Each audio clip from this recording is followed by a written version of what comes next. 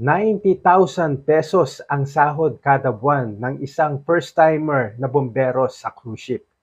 Yan si Joey Season, isang fireman sa MSC Cruises at gustong ibahagi ang kanyang kapalaran sa mga bomberong nasa Pinas na gusto ring magbarko.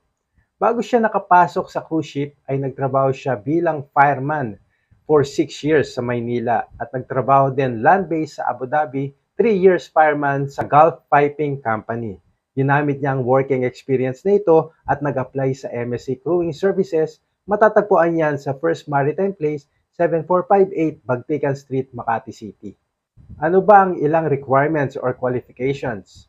Dapat meron kang Advanced Firefighting Certificate, STCW 2/4 Certificate, working experience as fireman sa shipboard or land-based, and at least high school graduate. Halos karamihan naman ng barko ay may